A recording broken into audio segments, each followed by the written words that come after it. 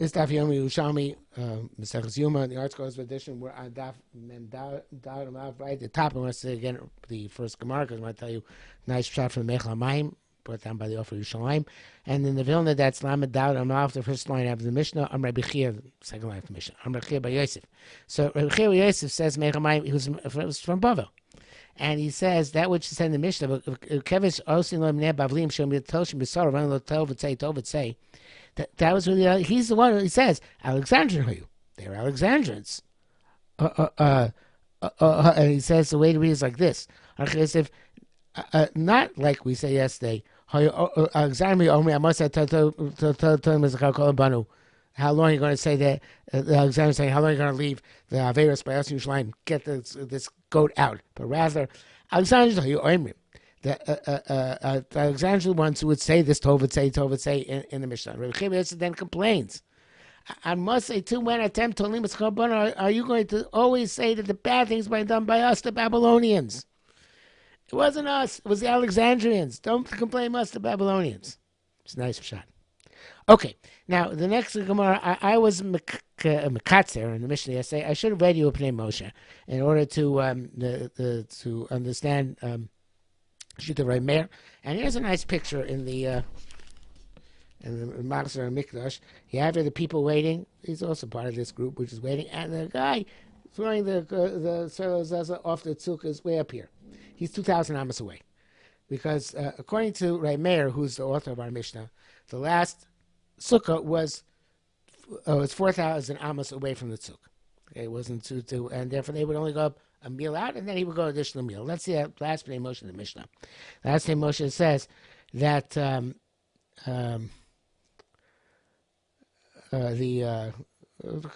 says the same thing, but we'll see Pnei Moshe. Yerushalmi sukkah was a meal. So Yerushalmi, the first sukkah was a meal. Chemen kol sukkah a meal. So too from each and every sukkah was a meal. And Yerushalmi sukkah achroina asar milim. So Yerushalmi to the last sukkah were 10 meal, and then Nishu shnei milim. The 2 meal left from the last sukkah to the cliff. So a meal, they accompany him a meal, Kamidas Chum Shabbos. They would stand there, and they would see from distance what he did. Like we just on the picture. Okay, so the Gemara says that's the first thing he brought down in his Brisa. Tani Eser Sukkos Toch Shnei Masar Mil, Divrei Meir. Rabbi Yehuda Omer. Now here in the Gemara it says Eser Sukkos. In the article they changed it mamish in the text of the Gemara. They're even telling us the Teisha, like Pnei Moshe, the Shaitor. So others, but Reb Chaim gives a shot according to the Girsa Eser, which we have in front of us, and then he says according to Girsa 9. And according to both of them, so Pnei Moshe is difficult. I'm not sure how to learn Pnei Moshe, but he says that, I mean, Pnei Moshe change gears is fine, but his interpretation is difficult. Take a look if you want. But remember, Teisha or Eser Sukkos Toch Asar meal in 10 meal, only 10 meal to the cliff. So therefore, according to this opinion, so then there were if there were 9 sukkahs, then there was only 2,000 amos from the last sukkah to the cliff, and they could accompany him to the cliff mamish, right? If there are 10 sukkahs, says Reb Chaim, that means that the last sukkah was actually on the cliff, right? I mean, at where the cliff was. So, according to this opinion, they would be malav him actually up to the sukkah itself. There wasn't 2,000 amos left between the last sukkah and the cliff. It was either it wasn't 4,000 amos, so only 2,000 amos or no amos whatsoever if the last sukkah was on the cliff itself, by the cliff itself. Okay, now we have another opinion. Rabbi Yossi ben Chamesh. He says there were 5 sukkahs within 10 mil. And so how would they get from sukkah to sukkah? So they would accompany him al kulam b'dei eruv. Each group would make an eruv to get them to the next sukkah. Right? You have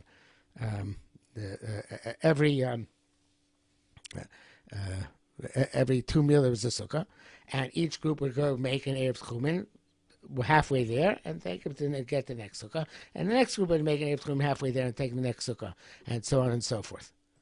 And Rabbi Grounds it says, and this is what Eliezer my son said, I can make them 2 and would still work. So let's see Pnei Moshe. Malamin Asoshnei Milin. They're Malavim 2 meal, right? They get Chumin, they go to 2 meal. The Sukkah Rishon Arba Milim Yerushalayim, and the first Sukkah was 4 meal away from Yerushalayim. So people from that Sukkah would make an Erev Chum towards Yerushalayim and meet him to the at that halfway point, 2 meal from Yerushalayim. They come into the Sukkah, right? And then other people are sitting in that first Sukkah. She would start a Sheni Sukkah, which would then to the other side of the Sukkah. Now, so they would take the 2 meal from that Sukkah towards the next Sukkah. You also custom Sukkah Shnia, and then other people who made it that direction towards Yerushalayim would come out from the second Sukkah.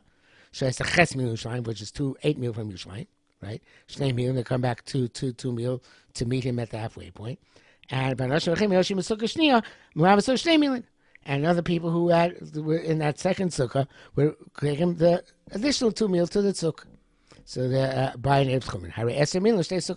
So you can make do with 2 sukkahs in 10 meal. Theoretically, if you had to, 2 sukkahs would be enough.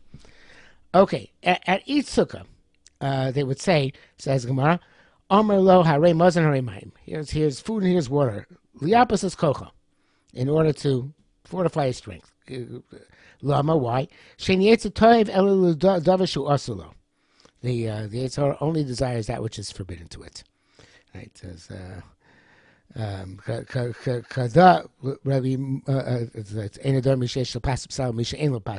right? So if you have the potential to eat, then you don't always have to eat. So the Mara says, like we have a following story. According to all the Mefarshim, the following story happened in Yom Kippur. The second story I have not necessarily, but the first story happened in Yom Kippur. So Rabbi Mana Salk and Vakra, Rabbi Chagai. Rabbi Mana went to visit Rabbi Chagai on Yom Kippur, David Tashish, because Rabbi Chagai was weak. Amalei Tzachina. Rabbi Chagai said to Rabbi Mana, I'm thirsty. Amalei should say, Rabbi Mana said you can drink. He gave him head to drink on Yom Kippur. Shav came nachasli, and then he left. Besar Shah Salkabei. Sometime later, he went up to Rabbi Mana, went back to check on Rabbi Chagai. Amalei Vata Bahad Tzachiyusach. What did you do with your thirstiness? Amalei Kacharisli Osisli. When you permitted me to drink, I no longer was thirsty. So this, the potential to drink. Somebody who doesn't have the potential to drink, and he didn't have to drink. He was able to maintain Yom Kippur. Okay, so following story, as I said, some Mefarshim Moshe say it was Yom Kippur. Chaim.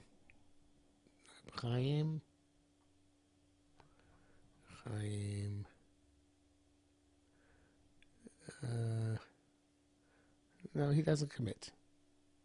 Don't say it's not Yom Kippur. The Mashbiach says it was a regular day. So the Rabbi Chia have a Mishnah. Rabbi Chia told the following story. A certain person was working in the marketplace. So Barte and his daughter was with him. Amrale Barte. So his daughter said to him, Abba Tzachiana. So I'm thirsty. Tati, I'm thirsty. He said to her that the distance is short. Wait a little bit. Orchin can mean distance. It can mean to wait. We're a short of time, and we'll get this soon. So the Amay Abba Tzachiana. So he says again. She said, "I'm thirsty." Amay Uchin Savchar. It's a short distance. Wait a little bit, right? The Umesas, she died. So the Gemara is coming to tell us that be careful. It could be the psychology works by adults, but it doesn't necessarily work by children. You have to be careful. That people make sure if your child tells you they're thirsty, that take into account and don't rely on the psychology of it only saying, okay, we'll be there in short amounts of time. The Pnei Moshe, who says it wasn't Yom Kippur, he says, say, if he would say, drink, in other words, he was saying, okay, wait, Yom Kippur's almost over. right? Even though it says Malach Bashuk, so it sounds like they're walking and not like Yom Kippur, but he says Yom Kippur, it's almost over. It's almost over, right? And he says, what he should have said is, Ilu Amayom should say, and he said to her, drink. Maybe she wouldn't have it to drink anymore, and she would have survived. But he said, oh, wait a little bit, wait a little bit. That's not the same thing as telling a person you can drink. Okay, but okay. Again, he's going with the assumption it's Yom Kippur, and he was telling her to wait till Yom Kippur's over. But the Pashup Shad is thinking more is like the Mashbiach, and it seems like Ruchaim learned the same way. That's talking about on a regular weekday, and it's telling us, be careful. You're walking with a child. Can't just say, okay, we're almost there, almost there. Make sure to take care of it right away. So whether that last story was on Yom Kippur or on a regular day, and I saw the Mashbiach says. In fact, he said, Urchin Sivchar, wait a short amount of time. He didn't say to her, wait until Yom Kippur is over. It's almost over. It wasn't Yom Kippur. But the next part of the Gemara seems to be according to everybody on Yom Kippur. When Musaf was over on Yom Kippur, He said to them, Achina, my brethren, Mandi say Menik, anybody who has a young child, Yezo Begineh should go home right now on his account and make sure to give him to eat because we don't want them to come with day Sakana. Pay Moshe says, "Simu spal tfilas Musa Yom Kippurim." Melefin Nashi she basically says, "Mishe Shlotino Kietze Belech B'Shil Achila Choshkoso." Make sure to go and give them eat and drink. Kol Kachloma Shlo Yavui Day Sakana. So the children who are more sensitive, they shouldn't come to Sakana.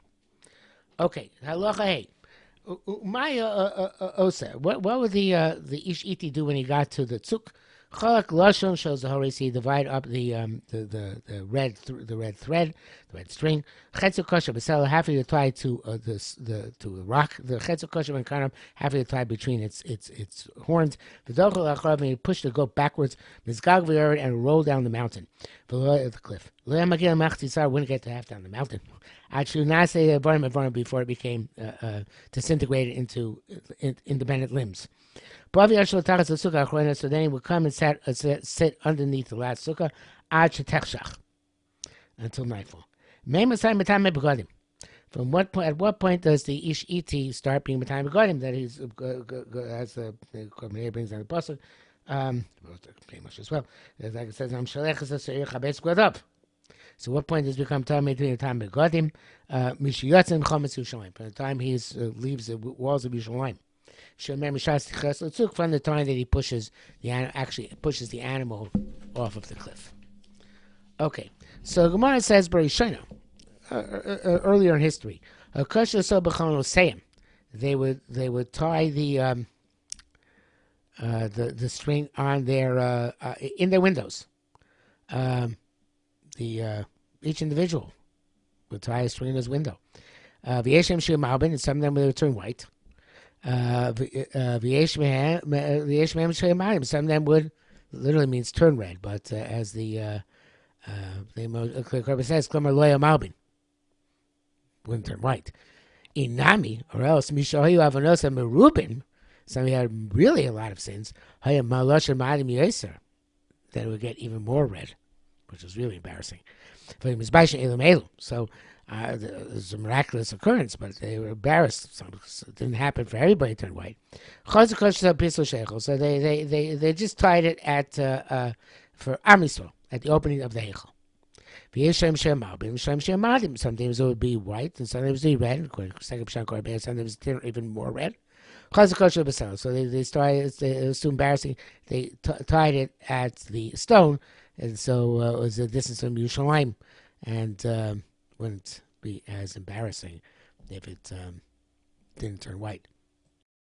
Okay, Pasuk Yeshaya, Pasuk Yudches says, "Let us come and let us demonstrate to ourselves, Yom Hashem. If your sins are like shanim, which are red, they'll be white like snow. They'll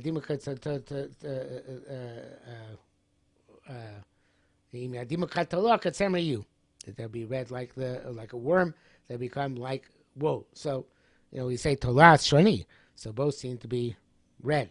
So why the first one is like snow, and the second one is like, which is very white. The second one is like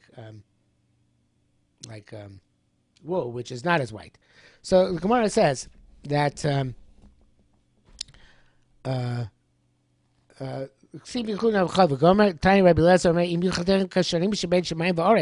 if your sins will be like the years between heaven and earth, meaning that you haven't severed that connection. There's a certain amount of years between heaven and earth. The 500 each year, each Shammai is like 500 years, and between each Rakia and the next year is 500 years. So obviously, there's still some connection between Shammai and Baretz. Kashel Yabino, then you didn't cut yourself off with the sins you did the past year. Kashel Yabino, they'll become white like snow. If it's more than that, and you disrupted that connection between yourselves and Shamayim, so then the still the tshuva. Katsemayu, but they're not going to be like snow. They're only going to be like wool. If your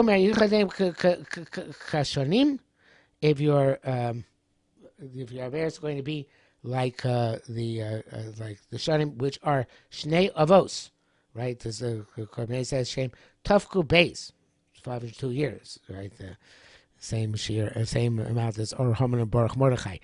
To 502. Shem Tov Kupeis Avram Chai Kuf Ayin Hey Yitzchak Kupeis Yaakov Kuf Mem Zayin.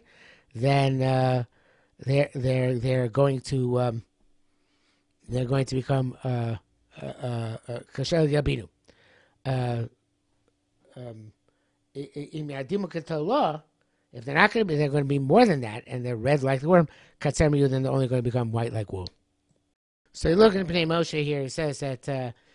I interpreted this whole Gemara in Perek Tes Halacha Gimel of Shabbos, or Paragamara first, and then we said that that the according to the the first opinion of Rabbi Lezer, Kashem Shemech Shmai Varetz could be it's referring to specifically the 500 years between the first the land and the first Rakia, and that's how you get up to 500, which is the more than 500.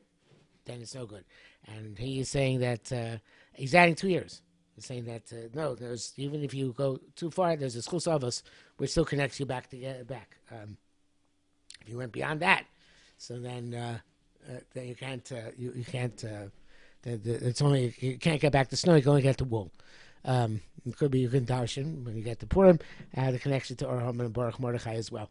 So the next opinion says. Bar Pazi Imil Chatochem Kashanim Kashel Yobino Bar Rishoina. Now the Gillian Ephraim says that it's referring to the base. Only he changed the gears for some reason. I'm not sure. Kashel Yobino Bashnia and the Kasemayu Bar Rishoina. But he says to Batei Mikdash. I'm not sure why he feels about to change that part. To change that. But the part of the shot is that. Yes, referring to the Beis Hamikdash, in the first Beis Hamikdash when they had a greater kapara, so that they're on a high madrega. So then, after Yom Kippur, their averos went back to be like were completely erased, like and it became like snow. That's b'sheni that was in the second Beis Hamikdash, where it was not on the same level, and therefore their averos only atoned for up to level woe. So Rabban Amrim is man shamanosu shel Adam. The Kvishonav Katsemayu. The time that Averos a person are according to his years, then they become like wool, as the Korban Eder, which he quotes the same thing here that he said in Shabbos. We'll see it here again. The person's years are divided into 3 parts. Yaldus Uvachos Uzikna. When he's a child, when he is or a youngster, when he's a young man, and an elderly man. Each one he has a different desire. If his sin is according to his years. So, young child has the person in his youth, not when he's a young lad, but when he's in his early years of life, then he has a taiva for a typhus for a youth. V'azakin royav achar koven. The elderly, their yitzhara is covered. Umishtaker. And he gets drunk. Ein chatam gadol kol kach. It's not as bad as zakin b'naif, as if it was reversed. That an elderly man is licentious. Uvachar mishtaker b'yayin mishtav, and the child is a drunkard. So if you go beyond your years in your Averis. In other words, you don't sin according to your stage of life, but in the other way around. So then then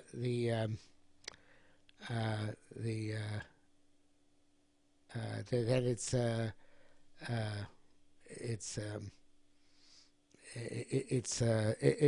not gonna be, it's only gonna be like wool. So the I'm not sure exactly. It's reading the gears of the Gemara here. The bottom is Rashi was of Kafi Shanov Katzemu. Um, um, Seems that it's not according to his years. So the Kormei Taka changed the gears. So the gears away is Masech Shabbos. Kafi Shanov Kashel Yabinu. Right? The base, it's like his years, they're going to be white. If they're more than that, in other words, they're not according to his years, so therefore it's going to be like Tzemer.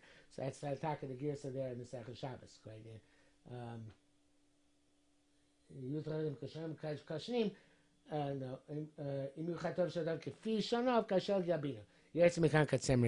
Okay, so in fact, so he changed the gears to be like Gears and Shabbos, and then his shop fits in well. Okay, says the next Mishnah. Going back to Kohen Gadol. He comes back to the por and it's a soyer hanis ruffin. Now they have to be taken out to be burnt. So as Kormei says, after now the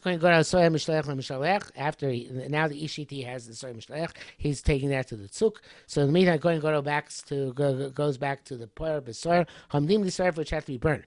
The Koran, he rips them. The hotzi is umuran, and he takes the murim. And as we'll see, going back to the Mishnah, but it's a poor beit soy and the swafin korn v'hotzi sumein takes that the murim, the parts that have to go up on top of his back. Nasim and megas, he puts them into a plate, into a container. He brings them on top of his back. So then he takes the rest of the parts that don't go on his back, klum and maklos, and he ties them, he arranges them on sticks. As if they're woven there, as the Kormei says, "Makos queen clear." Arban reeldim nosu shtei motos. 4 people carry two rods, 2 in front, 2 in back. Malchim mot, it's a mot, and they go rod next to rod. If I put a certain nosim alam, and the point are on these rods, mukaving they are riding on each other. And he would tuck them one on the other, kamin clear, as if they are woven together. And they are intact with their hide and their flesh and even their refuse. And he only ripped open their stomachs, so to take out the murim, the chalovim, which put on the mizbech. So I'm not sure what it exactly looked like, but what it means they're woven together, but somehow it would look like they're taking out the whole animal to be burnt. I guess it was, they're covered. So it's better to go back to Mishnah. Koram Votzi's men doesn't make it. So it's the base of Sreifa. Take them out to base of Sreifa. Now, people who are taking out the base of Sreifa, those four Kohanim, they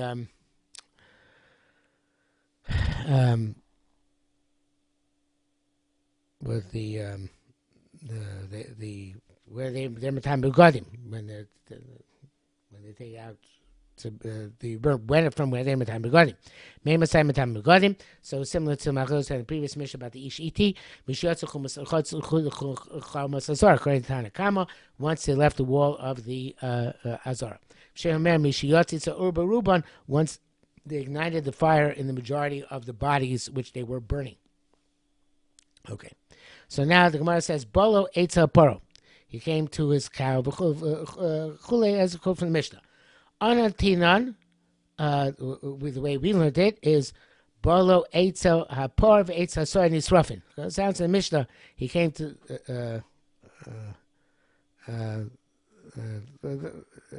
well, let's see the Kormei. It says, Anatinan, Mastisim Miyad Lachar Shiluch Shesor Mishtalech. Right, immediately afterwards, right? That's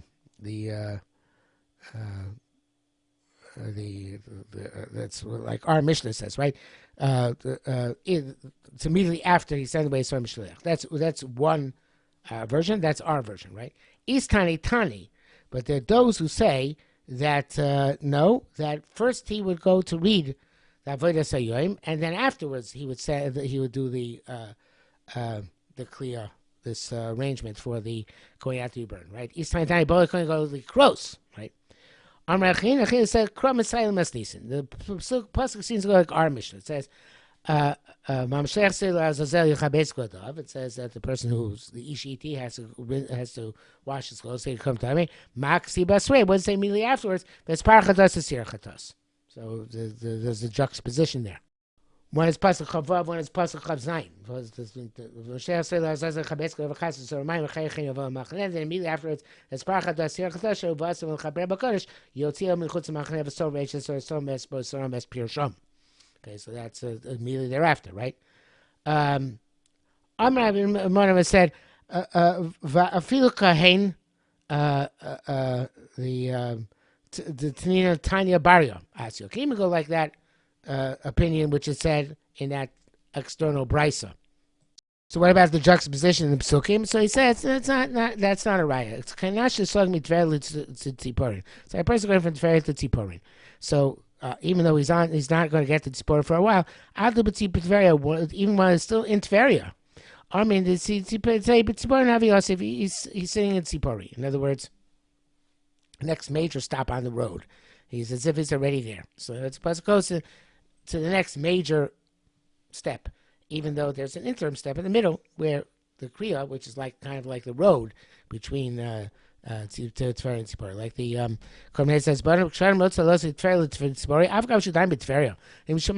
we say it's already a Tzipori person. So he's going to get there. Right, they're right there. He's on his way to do that. So therefore, the immediately jumps to that. And the Kriyas Parsha is not it's not something actually which is discussed in the Torah itself, because Kriyas Parsha is external to Avodah. The Torah is only discussed in Avodah, so therefore jumps to the next stage of Avodah. But it doesn't mean there's nothing in between.